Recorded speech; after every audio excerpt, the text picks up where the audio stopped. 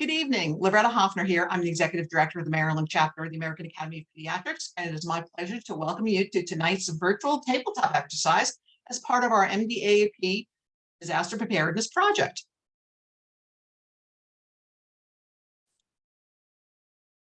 Just as a review, the funding to support this project came from National AAP with CDC to support, and it was meant to engage pediatric providers in pediatric disaster preparedness, and also to fund the education of preparedness ambassadors like Dr. Husain on tonight's webinar with us. Our team consisted of Dr. Husain, myself, Loretta Hoffner, the Executive Director, and Ariana Kempa, our Executive Coordinator in the chapter. And with that, we're going to start off with our virtual tabletop. Dr. Husain, take it away. Hi guys, so I am going to share my screen and we'll just go through. Tess, I'm going to start off by just asking you simply, do you guys have a written plan?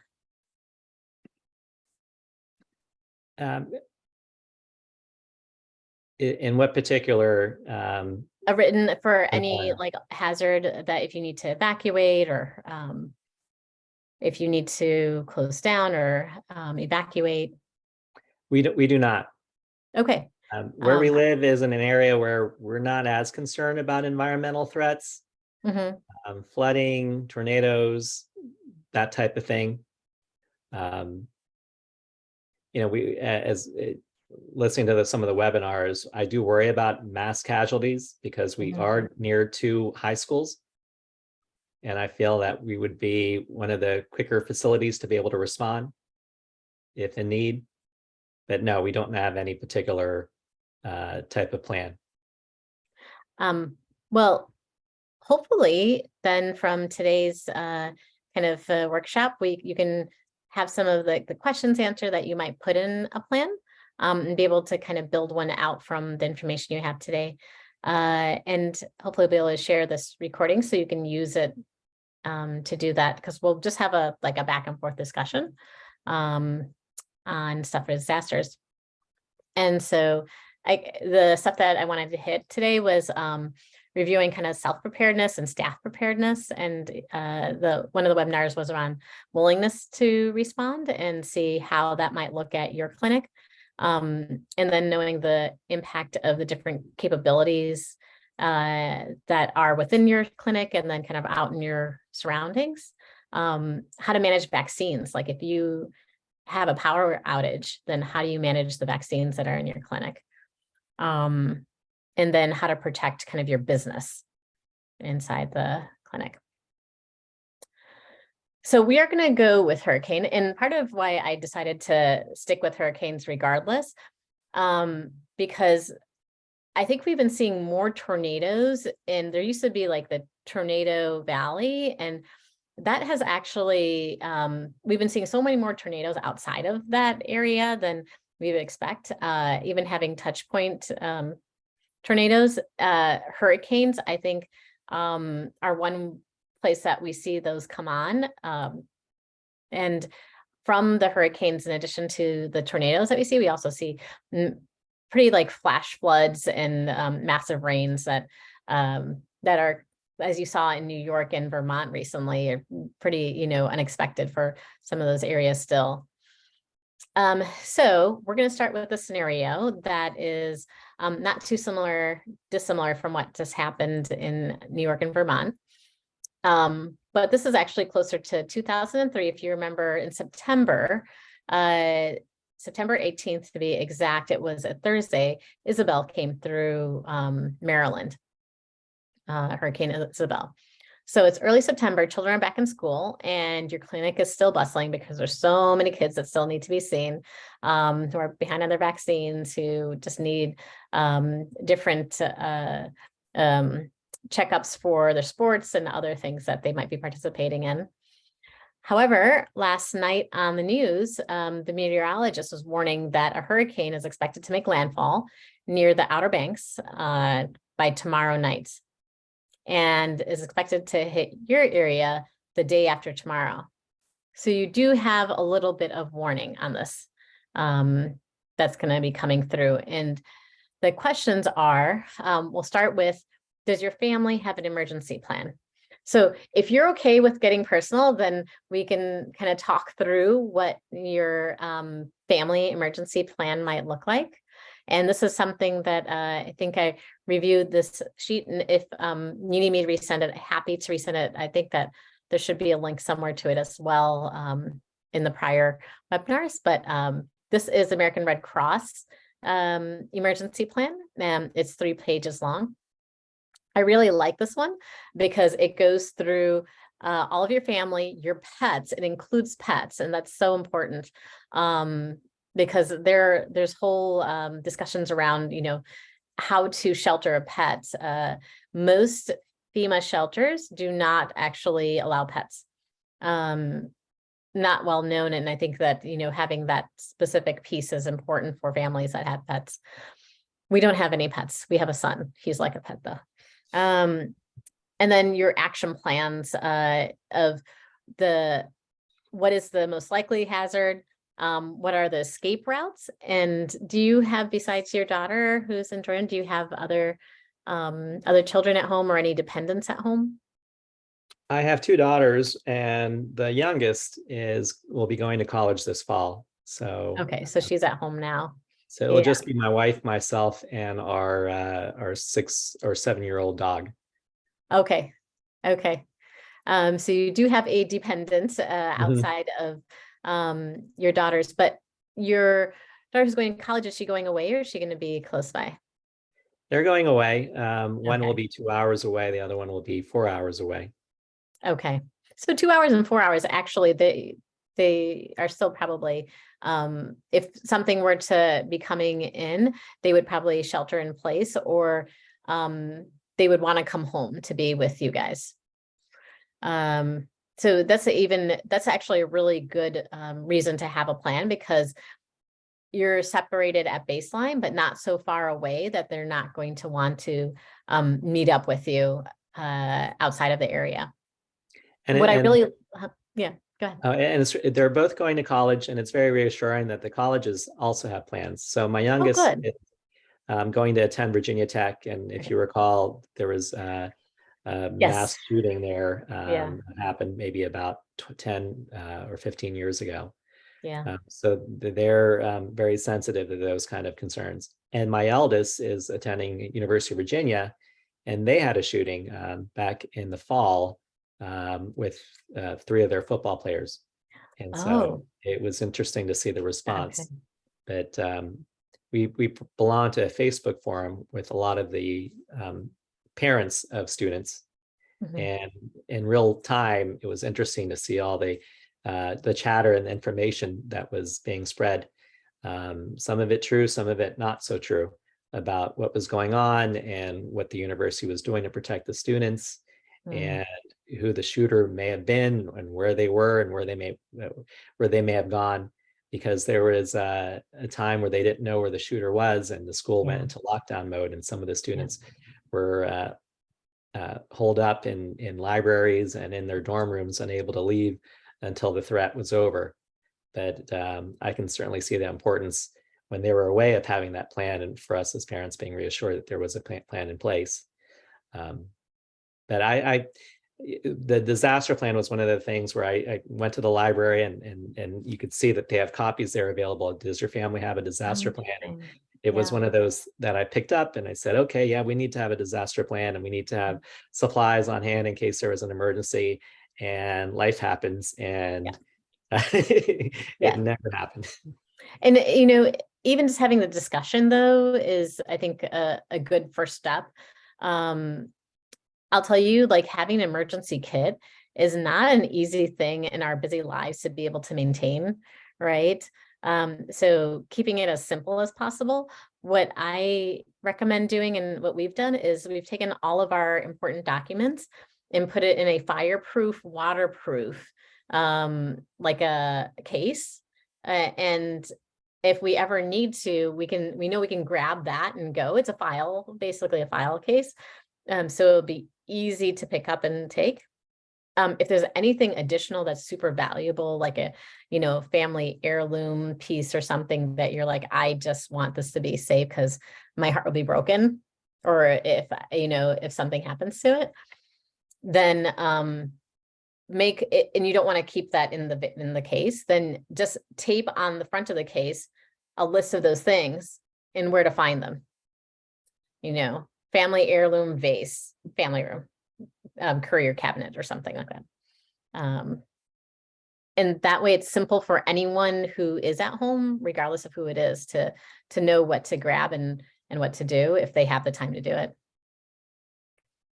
Yeah, we have some documents scanned in a folder, which are our family documents, so we can retrieve them on the fly, and we've had to resort to them. So for passport numbers and for other things too, when we're away. So that's been handy to have, but it's important to have the official copies too. Again, that was one of the things that I've read that, I know that we even shot for it, but we haven't bought it. And I don't know why we haven't, because those fire safes are affordable. They're, the less heavy ones might be $100 to $200, and the more heavy ones and substantial ones might be a little bit more than that. Yeah. And ours isn't even a safe. It's just like one of those like binders that you can pick up. Mm-hmm. Yeah. So it's sometimes that's the hardest part, is just doing, but once you fill that up, then it becomes a lot easier to just, you feel a lot more comfortable that should something happen, then replacing certain items just is so laborious, and at least that piece is gone. The other things to note, and probably especially with your daughters, is where would you meet up? Like, who outside of your area, outside of your state, would be the contact person that you would meet up with, that everyone would call and say, hey, I'm safe. If dad calls, let him know. Mom calls, let her know. And then it might be Aunt Gertrude who lives in Tennessee, right? And then then the other thing is, where is a location that you would try to meet up to that's outside of your area? And it's always good to have something more local, like, really close by, maybe the park just, 2 streets over. And then something a little bit further away, which might be the library, which is, 5 miles away. And then something far, far away, maybe out of state. And your daughters are old enough that they'd probably be able to understand how to manage that. We're pretty good about making those kind of plans. Let's say we're on Okay. vacation in an unfamiliar environment or a place.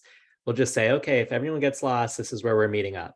Yeah. But I think that with our situations, with not knowing where someone's going to be and where they're at, it's more of a dynamic thing.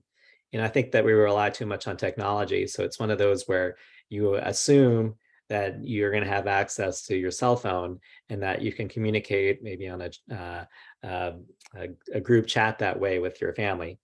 But we do have family that I know that I can call upon that's a little bit further away, that can serve as sort of our point of contact. But in terms of location, I haven't thought that through, but I can see the need for that. And then and usually there's one person that they're really good at keeping track of all the other family members, like in your extended family, or a friend. It doesn't need to be family, it could be a friend too that's far away. Let's see what else. The other thing that I think is important is knowing different routes of how to get places. If you have to leave the hospital and get home, or you have to get to work, for me it'd be a hospital, for you clinic, then is there an alternate route that would be less impacted by certain disasters that you could go, maybe long out of the way? There's going to be traffic probably no matter what, but another route that you can take.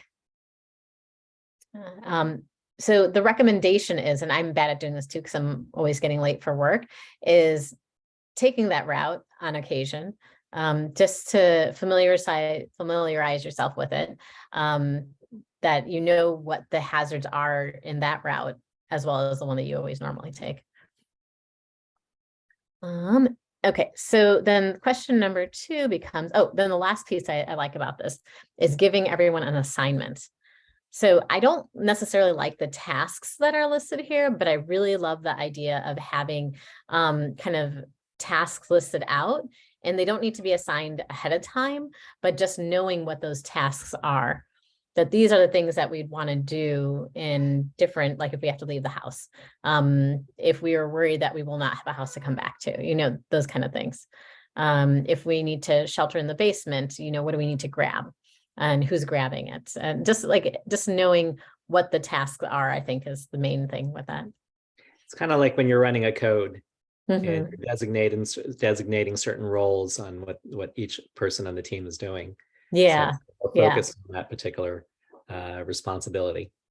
The other thing to make sure of, though, is when doing this is having that as a discussion, a family discussion, and even your girls are older, but even if they're younger, they contribute so much more than we can even by ourselves, right? So having as a discussion, and they actually come up with pretty creative ideas. Okay, so that's you and your family, but what about the other staff in your clinic? Are there people that you know that have dependents that they're not going to be able to leave? Are there people that live further away or that might be more likely to be impacted by a hurricane or flooding, maybe near a dam or a waterway? That I haven't asked. We live in an area of Maryland where there are a lot of families that have older family members that need to be cared for and supported. And so I know that moving from place to place or even just leaving the house presents a challenge. Yeah. We have a close, my wife's aunt just recently broke her femur, and she's in the hospital, and she wants to go back home, but even then, that, you know, there's a staircase up to her townhouse, and she can't navigate the stairs, and so now she has to think about her living situation, and we're thinking about maybe even inviting her to live with us so that we can support her. Yeah, there's a lot of things that you have to certainly consider. Yeah. So attached to your plan is, you know, if there is somebody at home, then if something were to happen while you were at work, then you'd have to go home to manage that first, or have an alternate system of managing that and helping her out, and knowing that she's safe. Yeah. So you'd want to know what your staff's ability is based on kind of what they have going on to be able to help out during a hazard too.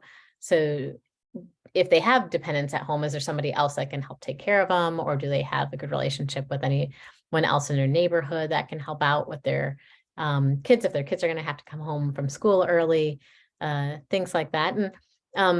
And it is getting a little bit personal, especially like in a bigger practice. A smaller one is a little bit, I feel like, easier to do, but in a bigger practice, one way of doing that is having them do the emergency plan, like from the start, when they first come into the practice, say, yeah, we need you to have a safety plan for your own home. And they're going to be like, you're crazy. But then asking them to let you know what their difficulties might be. And if there are things that you can even help out with, should they need it. I recall from one of your webinars as well that if a staff has an emergency plan and knows that their family can be taken care of, then they're more likely to be able to give more of their time and energies to be able to support their practice in making sure that the people in the community that are in need of extra support can get that support. Yeah. Yeah. And it's interesting because it's very different from the different types of provider. Physicians tend to now I feel like they're more focusing on their own personal families, but previously they used to not focus on that as much and would feel a duty to come in and a duty to work, depending on, you know, what their dependents are. Whereas nursing often will not feel that sense of duty and will prioritize other things that they have to do. So it's really important to kind of get them on board and knowing that how important they are to the practice, and having them know how important they are to the practice too. So those are kind of the things to think about from within the practice. So, again, you can do this for yourself, but always important to also have the other staff doing that you're working with. And how many other, is it just you in the practice, or is there other physicians too? I have one other physician who's with me until the middle of August, and then she took another position to be a hospitalist. We have 3, 4 nurse practitioners with us. Oh, okay. So we have a group, Okay. and we have about 4,500 to 5,000 active patients on our roster. Wow. Wow. Yeah. That's, so you're going to be building this. Do you have a business manager, or you're it? You do everything? I'm kind of it. You're kind of it. Yeah. Yeah. See if you can For get better or for worse. Yeah, no. If you can get and they're welcome to view the webinars, and, I can sit down with them too. But if you can find a little bit of assistance from any of the nurse practitioners to build this out, I think it shouldn't, it's, unfortunately, it ends up being oftentimes like a 1 or 2 person build of a disaster plan, but they should know what what the issues are. Also, they're going to have a different perspective on stuff, having maybe one of your nurses also or MAs be part of that, maybe like a small group to work on this as one of the things. You probably have tasks assigned in the practice, depending on the day of the week, who's there. For example, like the vaccines and, checking the refrigerator, and maybe once it's built, having this as one of those things that becomes routine, just part of their everyday practice.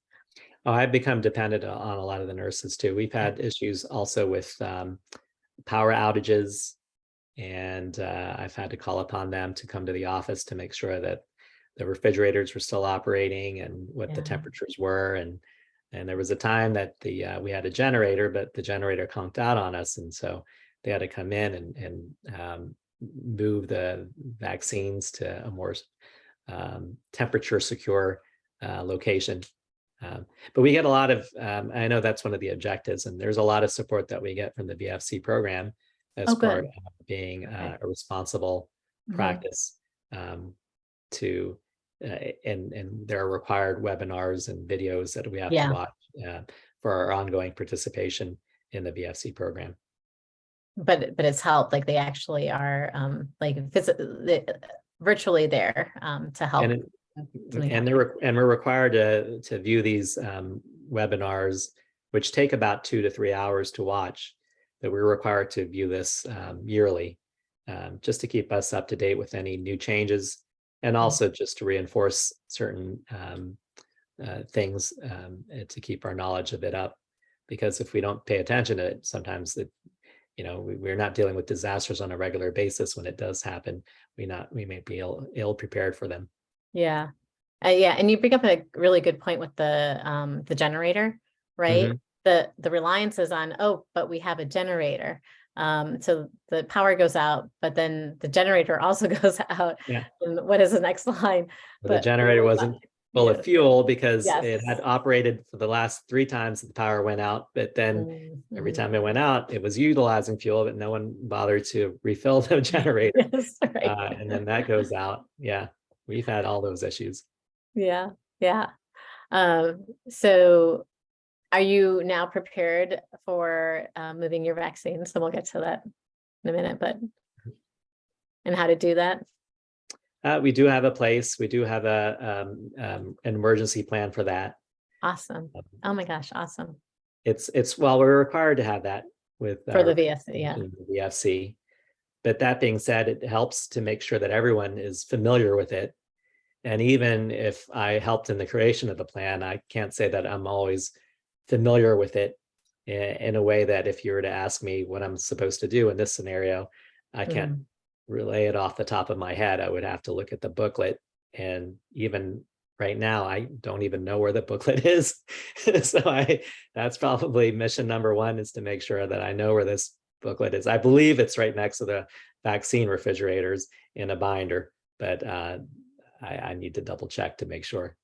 We'll take a little break halfway, and that way you can go and, are you at the clinic right now? So so that way you can go and check I think after we do after this is vaccines. This one and the vaccines one is next. So the next day at work, one of the nurses asks you if the clinic will be open. She is concerned that if school closes early due to the weather forecast, she'll not be able to come because she doesn't have alternate childcare. So I think you probably know the answer to some of these, but who are the decision makers for whether to close a clinic? And what criteria do you use to decide that for some reason the clinic needs to close?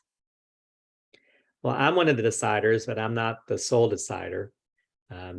I talk to my office manager because she's the one who coordinates the message among all the staff, and I seek her input. I stay or reside here next to the facility, so I know what the conditions are next to the facility, but I don't know what the conditions are where my nurse practitioners might live. Our nurse practitioners, it may take them about 30 to 45 minutes to come to the office. So not only do I have to think about the weather and the road conditions near the clinic, I have to think about what the road conditions are, maybe 45 to 60 miles away from the clinic. So I seek their input, and we have someone that comes to plow our parking lot. And so he also plows the parking lot for some other doctor practices. And so he'll give me some insight on what the road conditions are like, and what the parking lot is like, and whether we would be safe to open.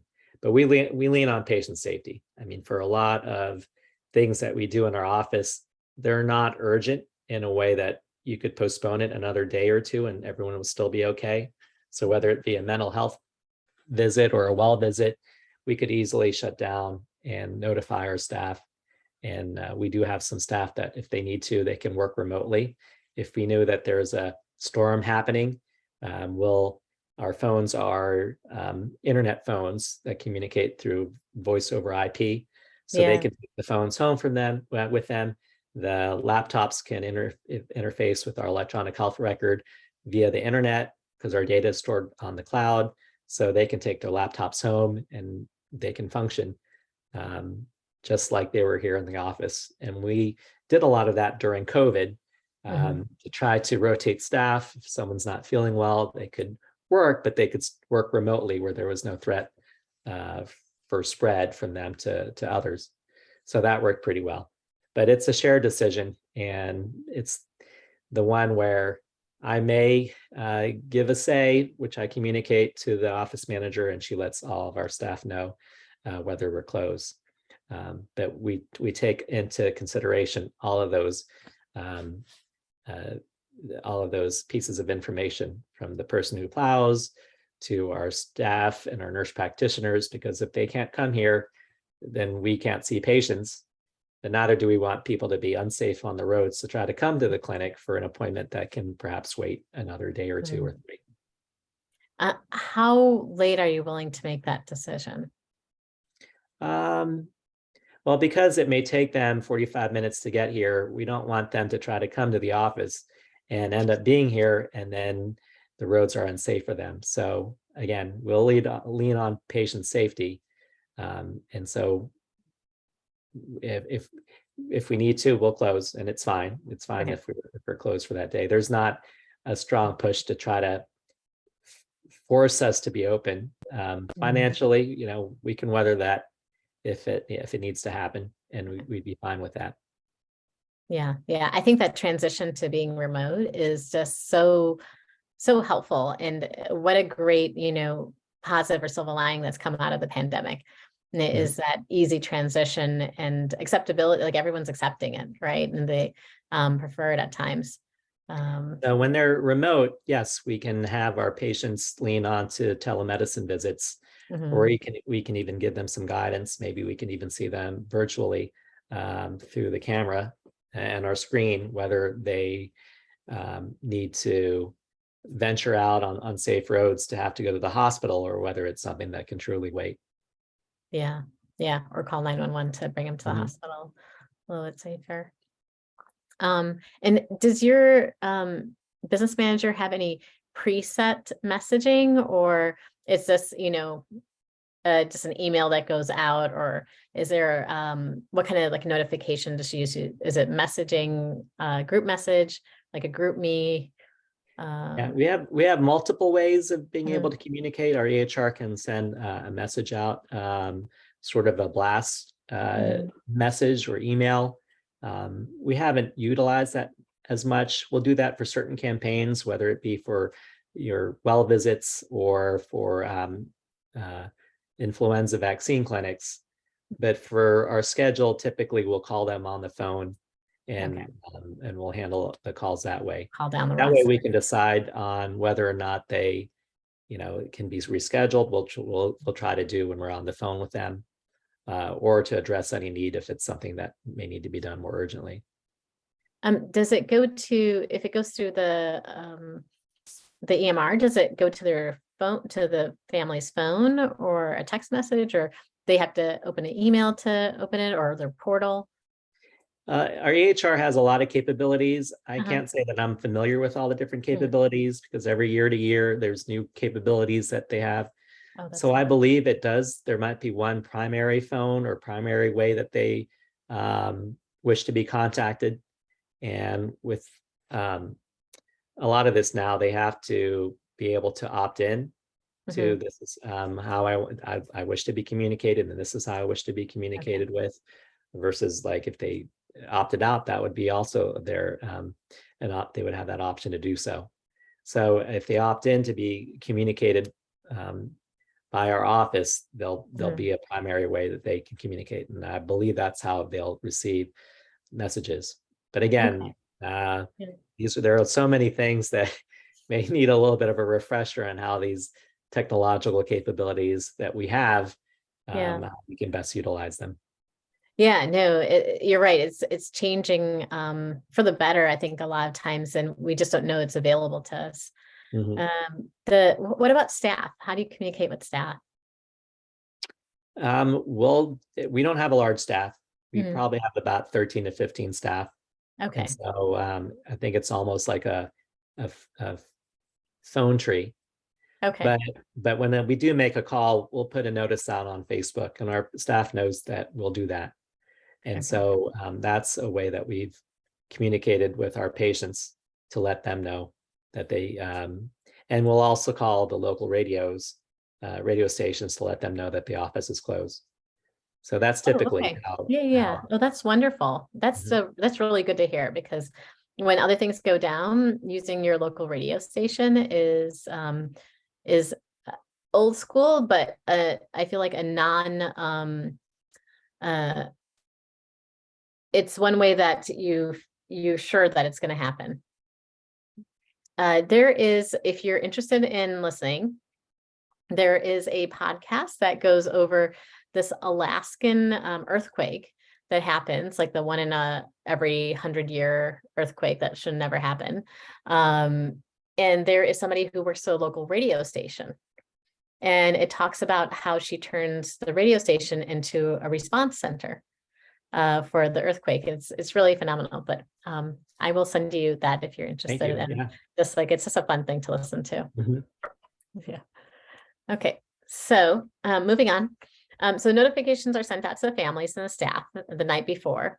A few staff are there to stay late and help prepare the clinic for a possible hurricane. Questions are, what are you preparing? How do people in your clinic know, your staff know, what the plan is, what needs to be prepared? Is there a soft and hard copy? Even if there isn't, we can build one. How do the people that are there know what they are supposed to do to help get the clinic ready? Well, I think having a plan, maybe a plan available via an internet, having some online repository of all the protocols and policies, or even a policy handbook that they can retrieve, would be a good place to be able to access that. In regards to a hurricane, the power would be the primary one for us because of our vaccines, in terms of what would be probably the most expensive thing in our office to have to safeguard and keep secure. I'm putting a something in chat that goes over kind of some things that you can look at to if you want to put on your list. Thinking about the structure of the building. So everything from boarding up windows to putting things up high that you don't want to get wet if you're worried about flooding, and securing things to the wall that you don't want to fall over. So this is one of, there's many out there. This is one that I thought had a good kind of range of things without being overwhelming. But just as an example. And do you own your space, or are you part of is your clinic part of a bigger building of other spaces, or is this that you're leased? Yeah, As a we own our landlord? medical building. We Mhm. own our medical building, and we do carry insurance on the building. Okay. Should there be a disaster, but and we utilize the insurance when a few years ago we had a mercury spill with the Yeah. blood pressure cuff, so we Mhm. had to file a claim for that. But I've never gone through a hurricane disaster. I do have family in the Philippines who have gone through hurricane disasters, and so Yeah. but- Mm. and they've gone without power for a month. There was one about 2 years ago in the Philippines that caused a lot of damage, and I remember my mom living or having to be without power and running water, and even the sewage system was affected. So Mm. I can see how they went through that experience, Mhm. and knowing how to prepare for that, but not having it be something where our clinic has had to deal with that in the past. It's not something that I've really given as much thought about. Yeah. And I would maybe not think of it just in terms of what the different hazard is. So hurricane, snowstorm, etc. But one is if there's destruction to your building for any reason, how you would manage that, evacuation of your building, how you would manage that, just a mere power outage as a simple thing, how that would be managed. So putting them into buckets that are more symptom, not the disease, so to speak. Mhm. I think it makes better plans. Knowing what the reason why you want to know what specific hazards are, because they can tell you what the symptoms are going to be.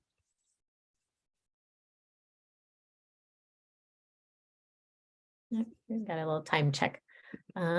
So we'll keep going, and then probably around 7 we'll take a 15-minute break. Does that sound Sounds reasonable? good. Okay. So let's see. Kind of having supplies or somebody that can help you if if it's a small area where kind of the people around, who would be helping you to kind of board up the windows if that's something you need, or to move things in the office. And making sure that that person knows that you were going to call on them for help, because if everybody is going to be calling on them for help, that communication should be made clear that you've already had that discussion with them. Let's see, make a list of all the equipment you need to move. So is there things like diagnostic things, like is there something to test that you use to run lead levels in your office that you'd want to keep safe because it's a higher price item, something that you don't want to lose? That are there items like that you? I remember in one of the other webinars too, mentioning about keeping an inventory, Yeah. even for insurance reimbursement purposes. Yes, very much so. Taking video, even pictures of certain devices so that you can make a claim if you end up losing those devices. Yeah, and it might just be something that you do like twice a year.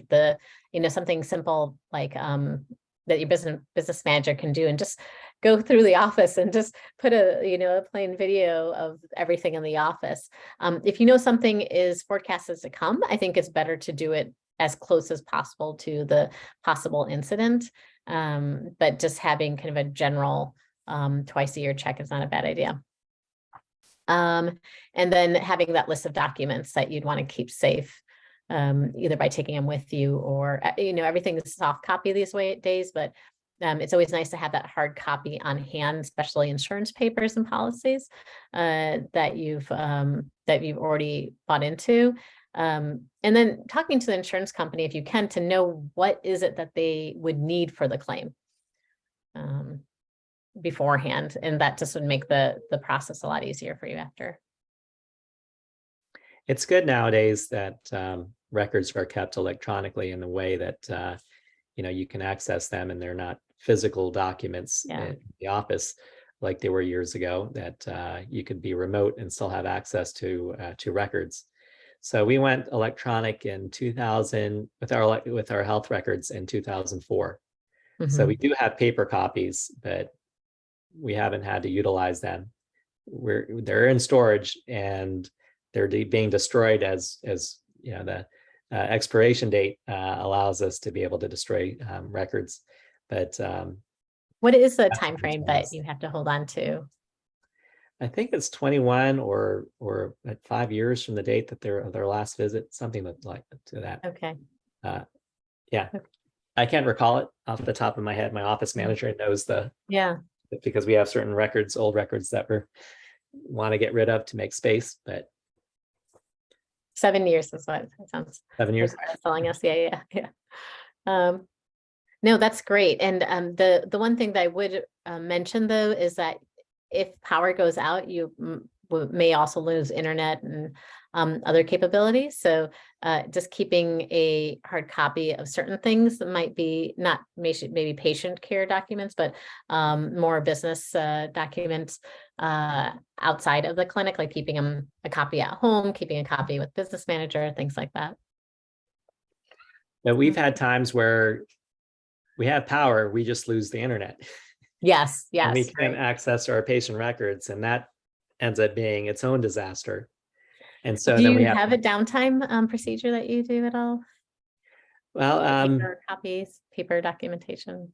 We can default to paper, but we do lose our patient charts.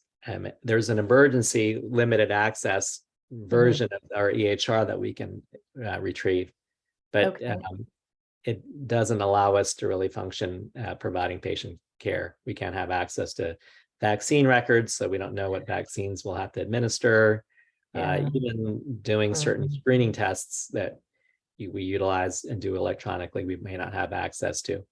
So if it's an emergency, and we've had that way too without power, that we've had to see patients using lanterns to look at sore throats and ears and diagnose patients that way and treat patients that way.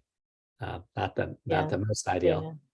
But that's one where that's another type of disaster plan, at least in our office, that that practices need to prepare for. What do you do when the internet is down? Yeah. So internet down, power down. Yeah. Just even individually. The internet being down is always a concern to me with kind of the cyber security stuff that's going on. It may or may not bring out the entire internet, but it could take out your EHR.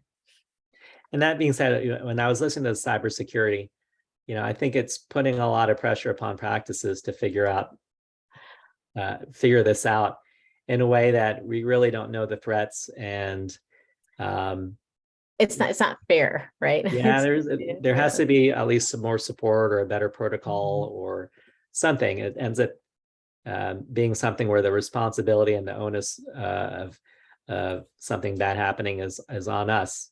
But our focus and attention is really on patients, even though we utilize electronic information. It's something that we're on the list of our to-dos. It's really low, but has, again, maybe a significant consequence if it's not managed appropriately. Yeah. And you hope that, just you think of, I think of myself as a little peon. So why would they attack me? But they could be using me to get to a different or bigger system. I feel like a lot of practices moving from analog, which is the paper charts, onto say digital with the digital charts, have had its own pros and cons, but one of the cons has been that it's put a lot of pressure among older physicians who have not felt adequate or capable of dealing with that to have to adjust to that change. And it's forced a lot of them into early retirement because they refuse to try to have to learn how to practice care in a very different way. Yeah, no, it's, yeah, understandably though, right?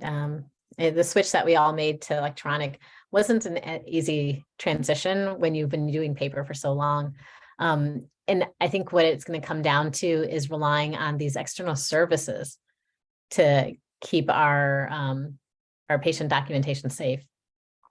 But I feel like these threats are just going to become larger and larger, whether it be artificial intelligence, whether it be how people now access health information. It doesn't always come from doctors. And from my voice nowadays, it's one voice in one visit in a year when they're getting information on 2 or 3 hours a day trips Social media. to social media and TikTok.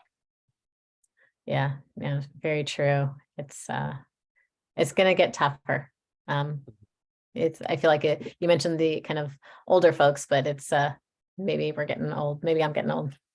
I'm thinking about how I'm getting old and how am I prepared to be able to engage and educate families on social media if that's where they're receiving a lot of their health information nowadays. Yeah.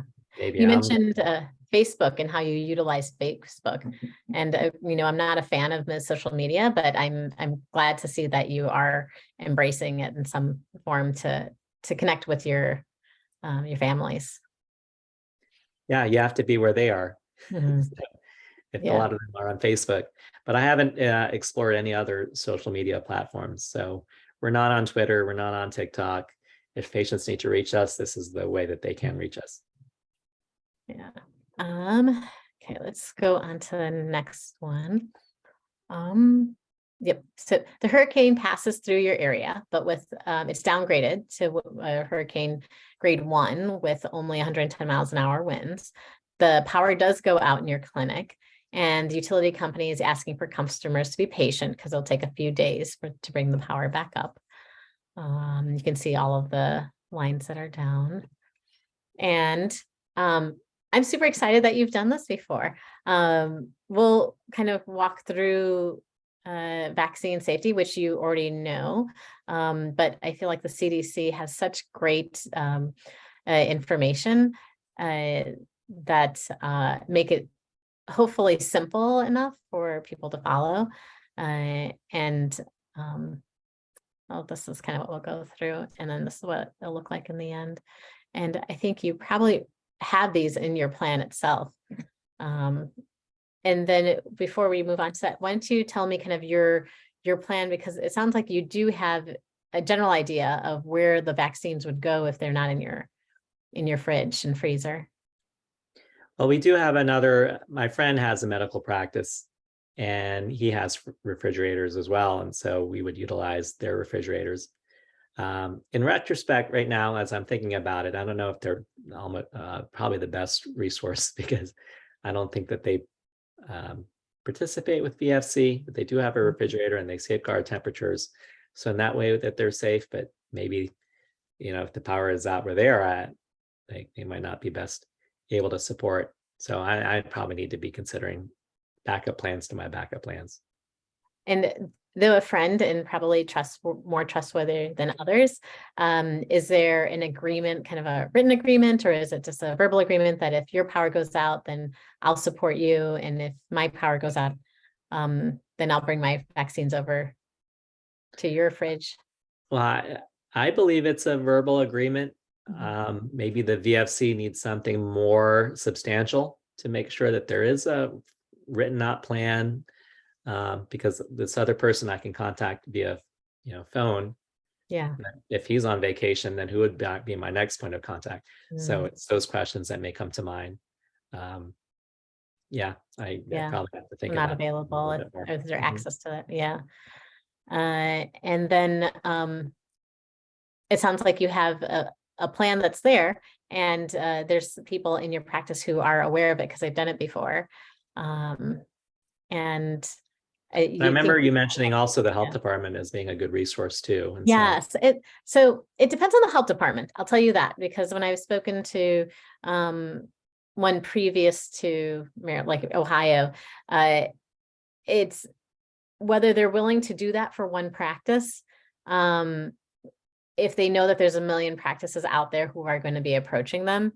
But if you're in a smaller area, then they probably would be more willing and able to do it, and have an agreement that you can have with them. But that would be something I probably would put in writing. The other places to look would be if there is a local hospital that is willing to also do that. And, understandably, like a lot of these smaller community hospitals are being taken up by bigger institutes, and they also have a lot of bureaucracy around them, and would definitely need some written MOUs to be able to do that. And they would probably have to have quite a bit of documentation around it. So I think it's worth planning ahead of time. Mhm. Yeah. Because I don't think it'll be an easy just in time way to move the vaccines. There was some place that I read, and I've not heard of this being done, but I'm sure that it is keeping a spare fridge in your own home. I don't know what especially with the BFCs, like how much that is going to be allowed. But I'm sure when They push comes might to shove, allow it, provided that it's a CDC approved type of refrigerator, yeah, and you're able to at least continue to maintain your temperatures using a additional data logger. yeah. But So that's again, one point, is having having a additional temperature probe and ability to log the temperatures, I think is really important. Having that spare one always available as a second. It's kind of like having a G tube and always having your spare with you, or mhm. or a trach, and always keeping a spare. So the items that they recommend having, just to run through this pretty quickly, but I'll definitely send these to you regardless. Hard-sided cooler, styrofoam is what they mention. Conditioned frozen water bottles. So making sure they're not so frozen that they freeze the refrigerated vaccines, but it's frozen water that is then warmed enough that the ice within the bottle spins freely. And that's what's recommended to keep the temperature at a place where the refrigerated vaccines will not freeze. And freezing the refrigerated vaccines can kill the vaccine. Having bubble wrap. They recommend that over the little peanuts. And then a temperature monitoring device, the data logger. And then it talks about how to condition the water bottles, and then the layering.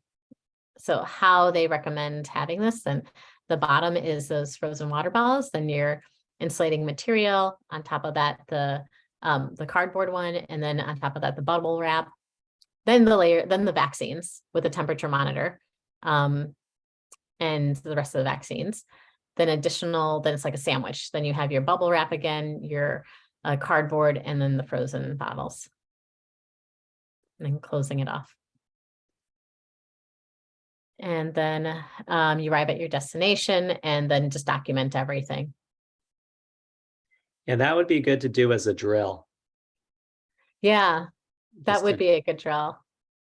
Just to make sure that, okay, like pretend that they're just like running a mock code in an office, pretending like the power went out or the refrigerator went out. How do you go about it? And Yeah, but think- at least it's not something where I feel like it happens enough to recall, but to have to recall at least the resource that we can use to be able to look at a picture and follow the diagram, and be able to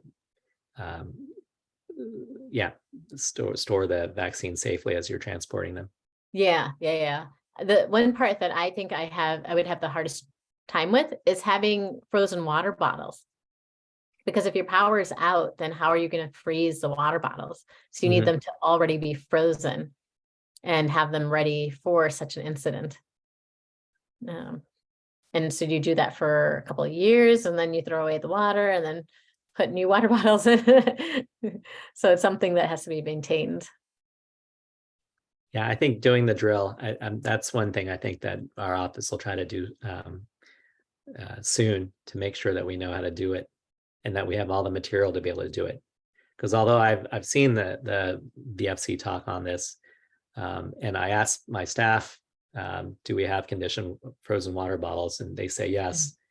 I have to know where these water bottles are being held and what are they doing about making sure that it's ready for use. Yeah, no, it's true that they haven't burst. I think that would be a great drill, and just do them as like a group of 5 people. Each do them together. Just need to run through it once. Mm-hmm. Yeah, I like that idea. And then let's go ahead and take what time is it? A 15-minute break. It's Amyna, I can pause the recording for 15 minutes and we'll resume when we come back. Do you want to do 15 minutes or do you want to do 10 minutes? 15 minutes is fine. Okay. I'm here till 8, but whenever Okay. works. Yeah. Something you were saying, and I was thinking, I'm sorry, I had a shift this morning too. So like you, I'm probably a little brain fried. You were saying, I think that's a great idea to do a drill for this. But we are also doing, and you might have received an email or seen an email that you received about having a practice, and it would be, you know, you could do it, but your business manager might be the ideal person to do it. Fill out a survey that that asks questions about what are some of the resources in the area. Everything from kind of schools, who's a local fire chief, to shelters, which is not an easy thing to find. I'll tell you that. I would go to the county emergency manager, honestly, for that. And then the practices that submit that survey get their name entered into a raffle.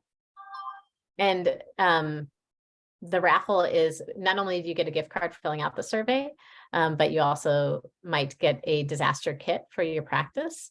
And as you're talking, I was like, maybe it would be worth not only giving the disaster kit, but also giving the materials that you might need for vaccine storage, safe vaccine storage. Would that be something that? Yeah, no, I think that anything that makes it easier, you know, it's every practice is reinventing the wheel. Every practice is trying to figure this out. And when there's changes in leadership and changes in staffing, then you have to do it all over again. So it's a very inefficient way of each of us running our practices. It'd be great if you had certainly a point of contact and certainly someone who knew it well, because that was where their attention and focus is on. But I have to say, as a practice owner, my attention and focus is on many different things. Right. And especially during the pandemic, even HR, making sure that we have enough staffing is another thing that we have to put our attention towards. So things can certainly be pushed down, just like you know, in our homes, life gets in the way, and other things take priority. And these things, although they're important to do, sometimes it's not at the top of our list in our busy lives. Yeah. What would be and maybe you have to tell me now, and you can even email me later, but how could I be the most useful to a pediatrician like yourself, who has a practice, has to think of everything and trying to take some of that weight off of you? How could I be helpful to somebody like you? Well, I think someone who I can call upon, or some entity or organization or company that says this will be our responsibility. Like, I think with VFC, Mhm. it's certainly a headache for a lot of these practices to keep up on. Even our relationship with VFC is a little bit strained because we don't feel like they provide adequate. Yeah, it doesn't seem like a supportive environment. It almost seems Mm. Punitive. like Yeah. 'cause I just traveled recently. TSA. So Oh, TSA is there for our safety, but if you interact with them, sometimes you don't know if you're being treated like you committed a crime or yeah. you're guilty Yeah. before you're innocent. Yeah. Uh, that like with VFC, we all have the same goals in mind. Mhm. Um, we just don't feel at times that we're getting the support in a way where maybe they presume that we're not taking care of the vaccines. Mhm. It's almost accusatory at times. Or Mm. uh, I don't know. It's not as collegial, or Yeah. maybe it's not the best word. Yeah. Uh, but there are so many other things. Like, I have my to-do list of all the things that I want to do with the practice, and it just is not where it needs to be. And then you get overwhelmed. Would Uh, it be helpful if like someone came in and did the drill for you, said, hey, this is the time that we're gonna do the drill. It'll be an hour with your staff. Would that be helpful? Because I'm, I think it would. A lot of times what we tend to put our focus on in our practice is the things that involve money, Mhm. making sure that we do Understandably the. though, if you can't keep the practice open, then Mhm. there's no point, right? And even I was thinking about this disaster preparedness. It's like, okay, so we're putting time and energy and effort into preparing for these Events um, that may or may not events happen. that may or may not happen. And although it's certainly important that we do support our families at times of need, the insurance companies aren't going to necessarily reimburse us for the work. And there's so much of what we do already that doesn't get reimbursed. And in terms of the disaster plan and educating our families, I think even that would be worthy of a visit. It's Mhm. hard to conduct. I don't think that there needs to be an illness or a well visit that should be a visit. It should be, if we can support our families, maybe by saying, okay, I think a wonderful visit would be, let's go through all the safety. Let's talk about, do you have a swimming pool? Okay, let's talk about safety. Right? Yeah, yeah, Right? And you think that yeah. this is Oh my gosh, anticipatory guidance, but right? trying to incorporate that within a 20-minute visit when our priority might be on other things. And then, Yeah. if you bring up mental health, well, then that takes over the visit Yes. sometimes in a way that you don't address And the those. next visit. Yeah. Yes. And then you may Yeah. want to bring them in, but parents don't have the time for that. The staff doesn't have the staffing Um, for it, or that there are not enough providers, or the reimbursement, the insurance company may not reimburse because there's not an adequate code for emergency preparedness when maybe there should be something. I think that'd be worthy, trying to get support for that. Unfortunately, what we do, and we want to do more, but if the insurance companies aren't reimbursing us for that, sometimes it doesn't get done just because kinda- we don't have the resources to put behind it. Yeah, no, and it sounds like there's time, there's energy, there's mental bandwidth because there's so many things running through your mind every day that you need to do for the practice, for your patients, for, other things on the later plate. That it's, I think just taking some of this load off of you guys I would love to do that if I can find a good way to do it. And then to also make it sustainable too. Yeah, It can't just be one thing and then all of a sudden, that changes and no, and it's Yeah. 5 or 10 years before it's done again. So it has Yeah. to be something that's sustainable, uh-huh, that perhaps maybe there's money to support practices as they're going through some practice transformation. Because this Mhm. isn't a way of practice transformation. Maybe Yeah. there might be certainly some MOC credit as part of this project of transforming your practice and adding these services too. But yeah, unfortunately in our world, and in our busy practices, sometimes when there's money behind these initiatives, that's when maybe change occurs. Because although, you want to support our patients, a lot of that is hypothetical until it really happens. Yeah. I'm going to give you your break. Loretta, what time is it? You think I have a clock in front of me, but I don't. Well, you tell 7:14. me how much of a break you need and I will come back and tell you when that time is done. So I'm going to No, pause. what the time is it recording. now? What time is it now? 7:14. 7:14. Okay. Are you okay with a 15-minute break, or Perfect. Yeah. Okay. Mhm. Okay. I wanted to apologize for not actually disclosing that I have no disclosures, but I wanted to let you know that I have no, and my family have no disclosures to tell you about. And the other thing I wanted to do is I'm going to share my screen because I wanted to show you something that Maryland is trying to promote. What they're trying to get out there is that it's Maryland Know Your Zone. So they want people to know when they are actually in a flood zone. And I'm going to share my screen so you can see the website. So this is basically you type in Maryland Know Your Zone and you see this pop up and you can find your zone.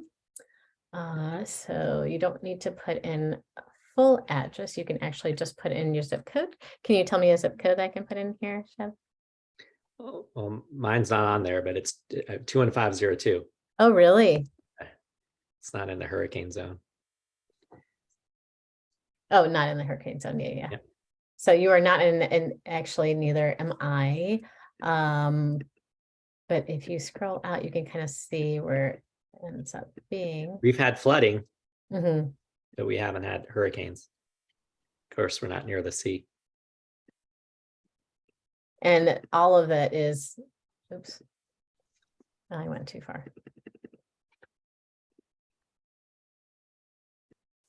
Kind of these zones here. And this is not hurricane, these are actually flood zones because of the different kind of waterways that are in the area.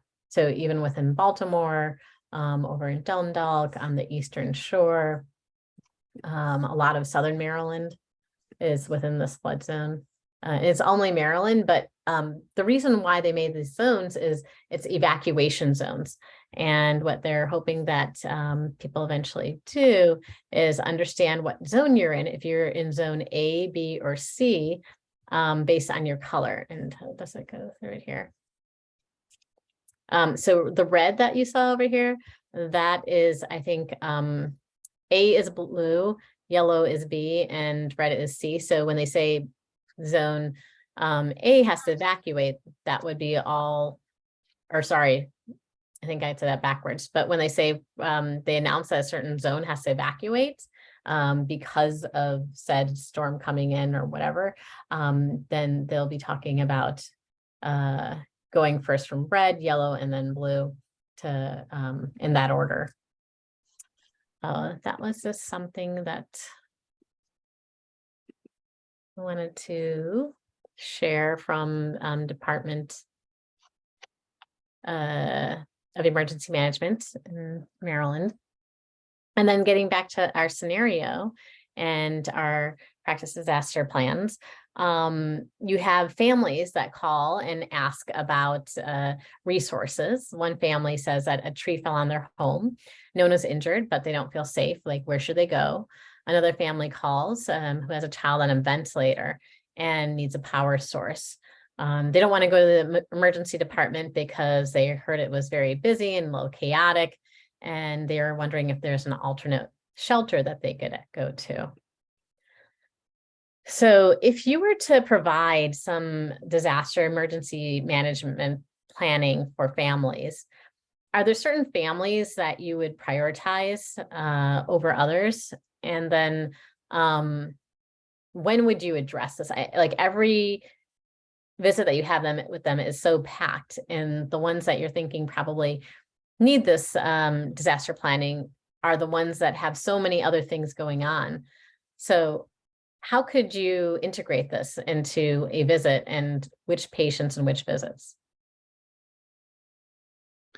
Well, I think with every visit, it does give you an opportunity because you don't necessarily know when you're going to have them back in the office. But the message can't always just come from our office alone. There has to be other entities and community supports that have to provide them this knowledge.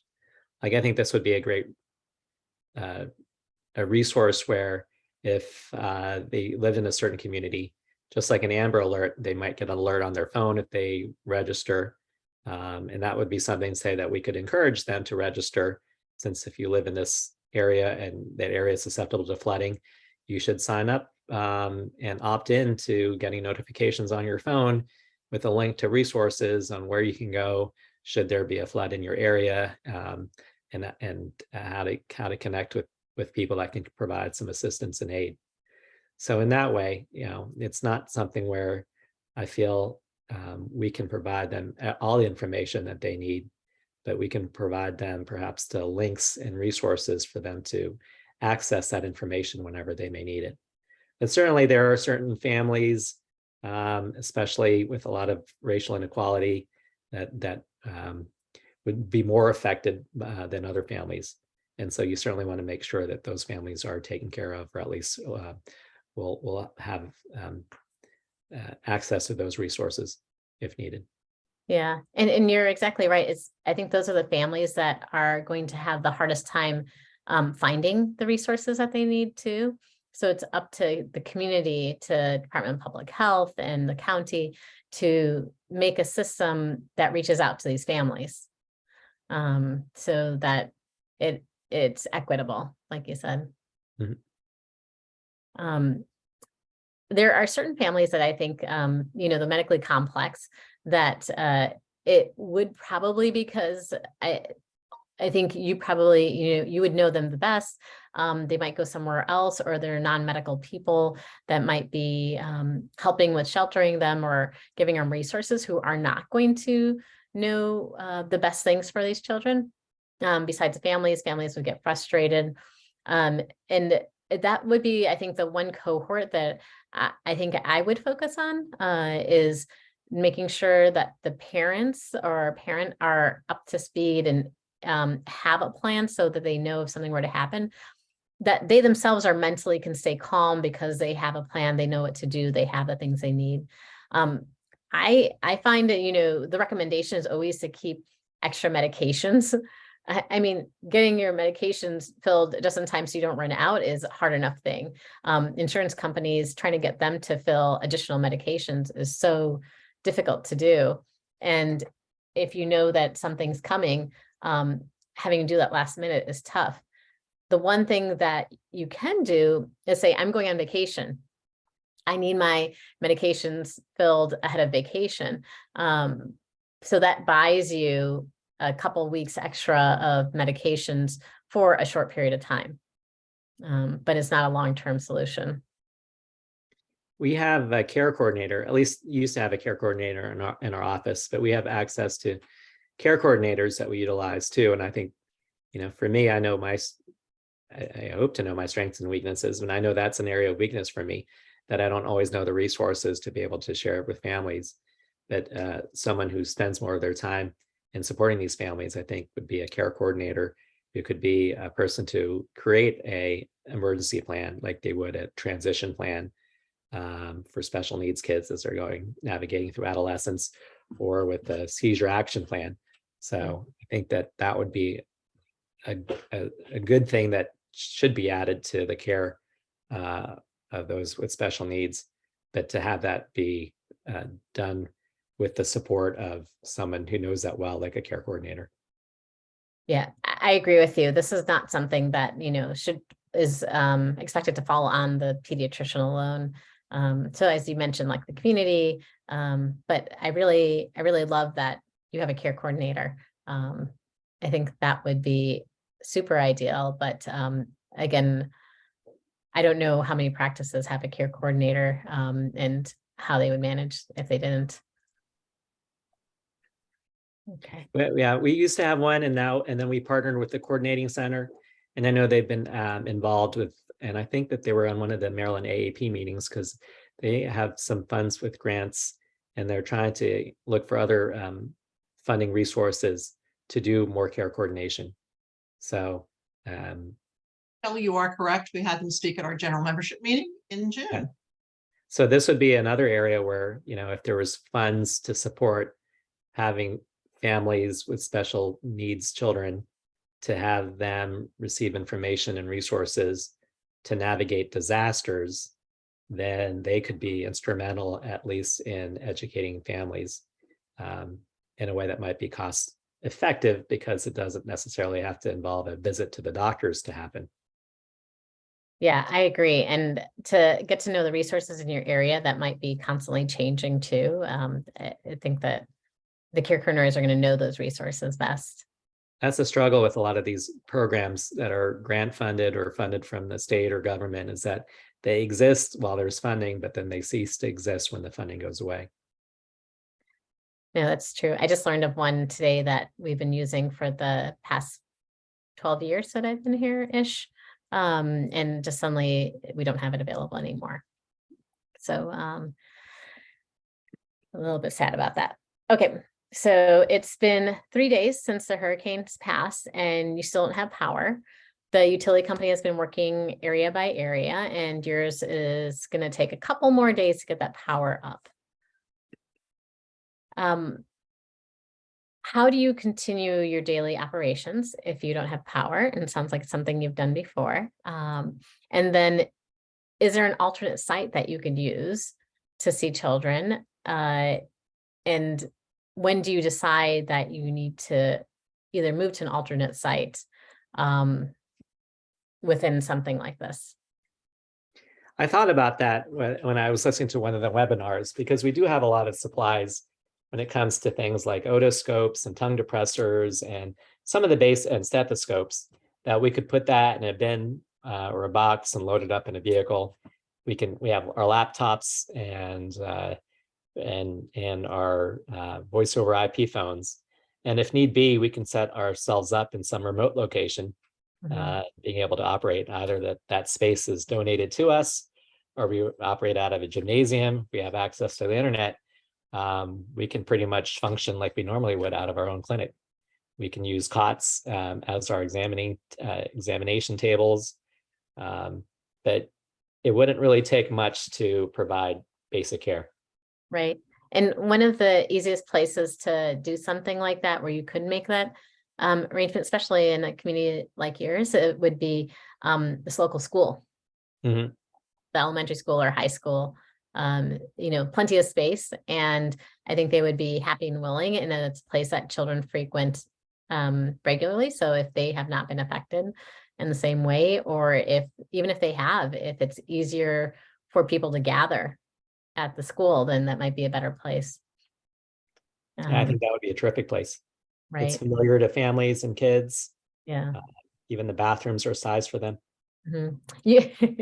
And you can make use of the staffing at the school as well. Right. I'm sure that there's definitely a task that they can be helpful with, and resources from the school that could be used within the context. Yeah, and we certainly notify them on Facebook or via the radio that we have a separate location. We can use our electronic health record to send out a blast message to these families to let them know that we're operating out of a remote site until we get power in at our existing location. And you said within that, notifying families, would you accept patients that are not within your practice? Would you continue to see everyone that passes by, or would you only focus on your patient population? Yeah. I would probably focus on just pediatric patients, because that's the population I'm familiar with. So up until a certain age, but I would take any, and I would imagine that most pediatricians would probably feel the same way. Yeah, and you would take patients regardless of pediatric patients, regardless of what practice they typically go to. Regardless of wherever they typically go to. Yeah. If they have insurance, we may take their insurance information. If they didn't have insurance, maybe there might be some disaster funds or relief funds that we might be able to access. But if they're seeing us, it's because there's an urgent need, and if there's an urgent need, we want to be there for them. So we may not see them for I don't know,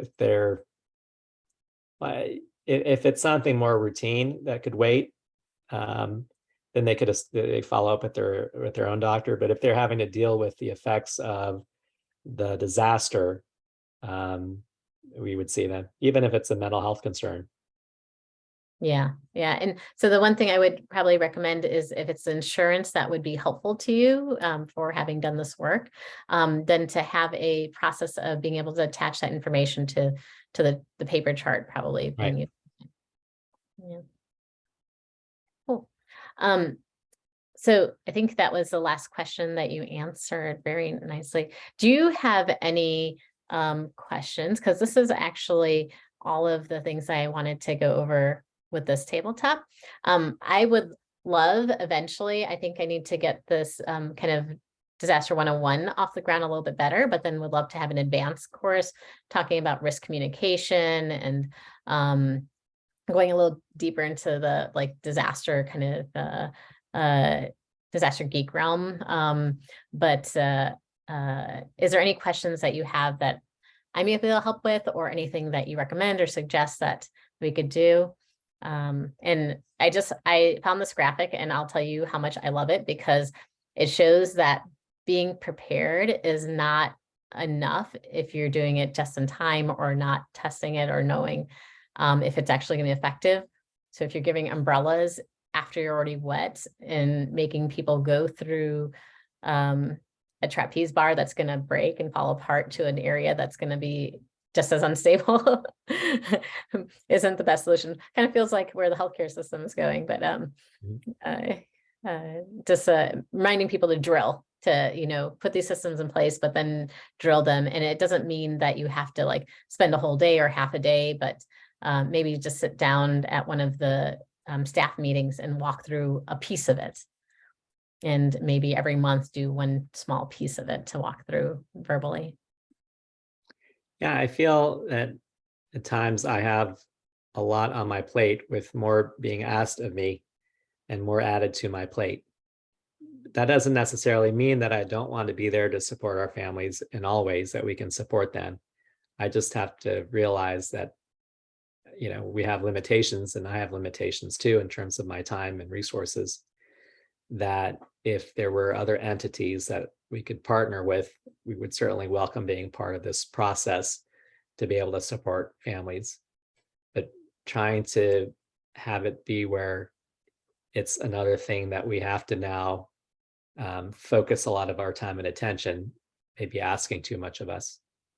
So that is probably what would be my ask, to try to allow us to be a part of the process, because all of us really want to, but to utilize us in the best way possible. Educating us and providing us the resources to support families, but not necessarily instilling in us the full responsibility and the weight that carries in helping the families, but to let us create and be a part of and help to develop these systems that families can rely on to receive information and educate themselves and to receive the support.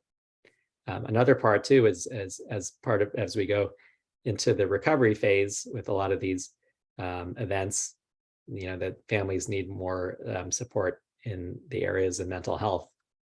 And that's one area that I think for a lot of us in pediatric practice may feel that we come up short, and we would hope that if given more guidance and resources and even better reimbursements, that we could really expand our mental health offerings in a way that really gives families what they need and what they deserve. Laura, I hope you're listening to this. The mental health is definitely a very difficult piece for all of us, and even our mental health providers. As you heard Dr. Schoenfeld, oh my gosh, amazing work that he does, but we don't have enough of them. And this shouldn't be something that I feel like should fall on the pediatrician's plate. Yeah, I thought that was a terrific talk. I think out of all the 6 webinars, I think I enjoyed what he had to say perhaps the most. It was just really yeah, really important. Really I would- insightful too. Yeah. Yeah. Yeah. All right, well, with that, then I'm going to do my little closing remarks here. Well, Dr. Menchavez, the FAAP will email you with information on how to claim your CME for this tabletop session. So you'll be getting an email in the next couple of days from Ariana, most likely. And then with that, I'm going to thank all of you who are on this webinar tonight. Thank you for taking care of our Maryland kids. You know, I, as the executive director, have the great pleasure of working with all of you, caring, concerned physicians who are taking care of our kids here in Maryland. So thank you for that. Thank you for the support. And Ted, if you have any questions, anything that I can do for you, or even if you want me to talk to your business manager, or you want to show them the videos, you know, because not one person can do all of it, or is not supposed to even do all of it.